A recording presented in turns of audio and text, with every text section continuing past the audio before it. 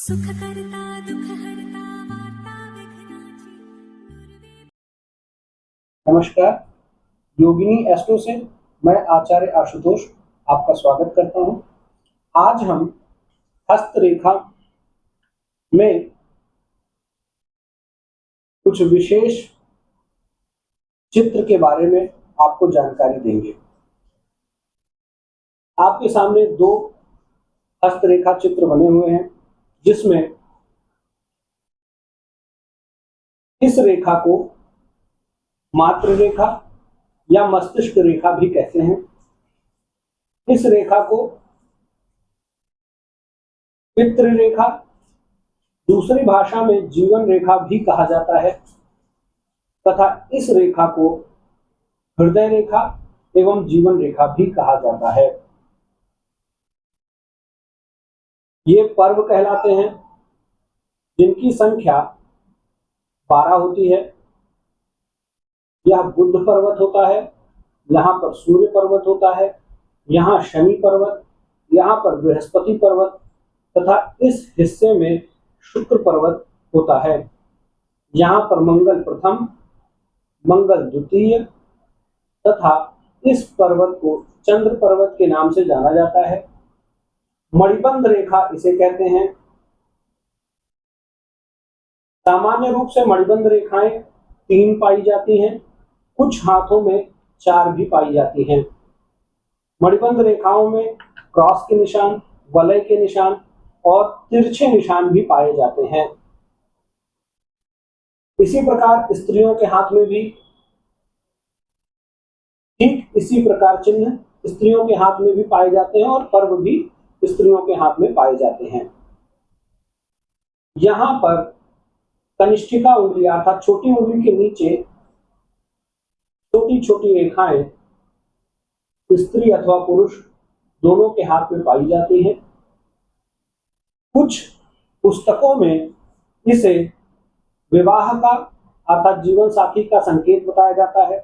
वहीं पश्चिमी देशों की पुस्तकों में, जैसे पश्चिमी देशों के हस्तरेखा के विशेषज्ञ जिनका सबसे ज्यादा नाम प्रचलित है, कीरो की पुस्तक में शुक्र पर्वत पर जो रेखाएं पाई जाती हैं उन्हें पति के कारक रूप में देखा जाता है या विवाह के कारक रूप में देखा जाता है। परंतु वैदिक ज्योतिष में इन रेखाओं को संतान पक्ष के रूप में देखा जाता है, जबकि पश्चिमी ज्योतिष शास्त्र में संतान के लिए यहाँ पर रेखाएं उल्लेखित हैं।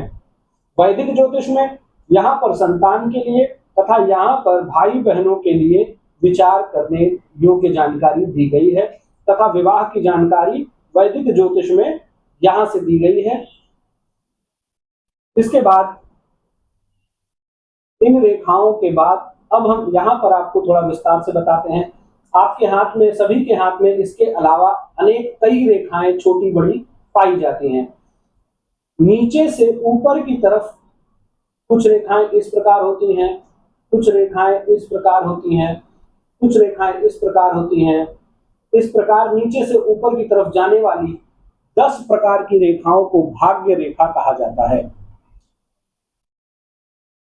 अब आपके मन में प्रश्न आ रहा होगा, आपके हाथ में हो सकता है यहां से ऐसे रेखा गई हो, यहां से ऐसे रेखा गई हो, या यहां से ही एक रेखा इतनी ही गई हो, या इतनी छोटी सी रेखा हो, तो क्या ये भाग्य रेखा है? हाँ, बिल्कुल ये भाग्य रेखा है, क्योंकि नीचे से ऊपर की तरफ जाने वाली प्रत्येक रेखा भाग्य रेखा है। परंतु जब तक यह रेखा नीचे तक संपर्क नहीं करती या पूर्ण रूप से ऊपर तक स्पष्ट रूप से संपर्क नहीं करती, तब तक यह पूर्ण भाग्य रेखा नहीं बनती है। इसके बाद आप हाथ में अपने देखते हैं, कुछ लोगों के हाथों में ये 2 रेखाएं मिली हुई नहीं होती, अर्थात इस प्रकार से मस्तिष्क रेखा और जीवन रेखा अर्थात पितृ रेखा और मातृ रेखा में संयोग नहीं हुआ होता है, इस प्रकार से होती है। इसका तात्पर्य ये होता है, जिसकी कुंडली में भी इस प्रकार से रेखाएं होती हैं, उनके माता पिता के मध्य सामंजस्य अच्छा नहीं रहेगा। कई बार स्थिति ऐसी भी होगी कि उनके माता पिता विरक्त हो जाएंगे, अर्थात अलग अलग हो जाएंगे, या उनका डाइवोर्स हो जाएगा, या वे अलग अलग कहीं रह रहे होंगे, या समय से पूर्व पिता की मृत्यु हो चुकी होगी अथवा माता की मृत्यु हो चुकी होगी। जिसकी हाथों में मातृपितृ रेखा इस प्रकार से जुड़ती है और इस प्रकार की अवस्था उनमें होती है, तो ऐसे जातक के माता पिता के मध्य सामंजस्य उतार चढ़ाव से युक्त रहता है। दिन में 2 बार यदि झगड़ा न हो जाए तो उन दोनों के भोजन हजम नहीं होंगे। ऐसी रेखा वाले माता पिता, जिन बच्चों के हाथ में ऐसी रेखा होगी उनके माता पिता की स्थिति प्रायः इसी प्रकार रहती है। जिन जातक की हाथों में रेखाएं एकदम स्पष्ट एवं अच्छी पतली महीन होती हैं और लाल रंग से युक्त हों, उनके माता पिता के मध्य सामंजस्य बहुत अच्छा रहता है।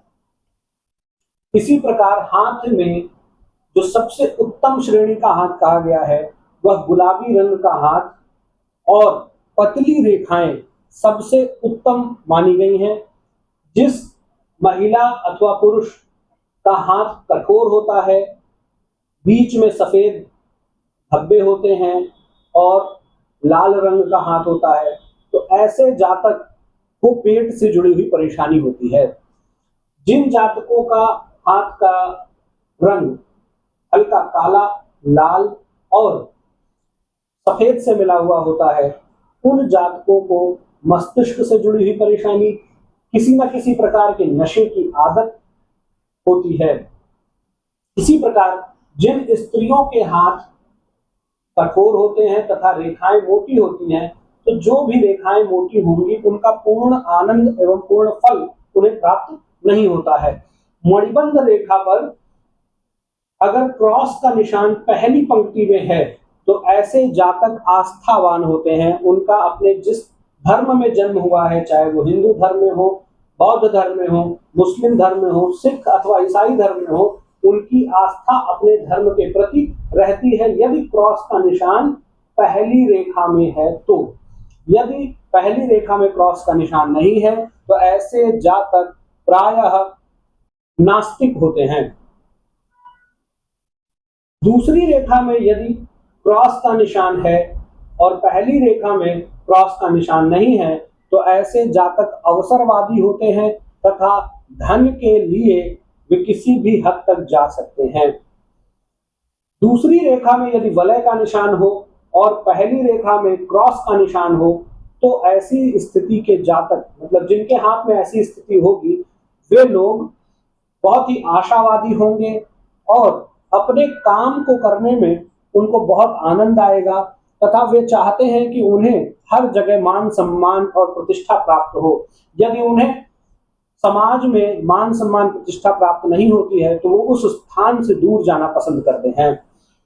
यदि नीचे की रेखा में क्रॉस हो और ऊपर की 2 रेखाओं में वलय अथवा सीधा स्थान अथवा तिरछी रेखाएं प्राप्त हो रही हो तो इसका मतलब ये होता है कि ऐसे जातक कंजूस होंगे, पैसा खर्च नहीं करेंगे और अवसर पड़ने पर अपने लाभ के लिए किसी का भी अहित करने में पीछे नहीं हटेंगे। आज हम अपनी वाणी को यहीं पर विराम दे रहे हैं। अगली वीडियो में हम फिर से हस्तरेखा के बारे में आपको कुछ रोचक जानकारी प्रदान करेंगे। धन्यवाद। यदि आपको ये वीडियो पसंद आई है तो इसे लाइक कीजिए, शेयर कीजिए और चैनल को सब्सक्राइब कीजिए। अगर आपके मन में कोई प्रश्न है तो आप कमेंट बॉक्स में लिखिए, हम उस प्रश्न का उत्तर शीघ्र अतिशीघ्र आपको देने का प्रयास करेंगे। धन्यवाद।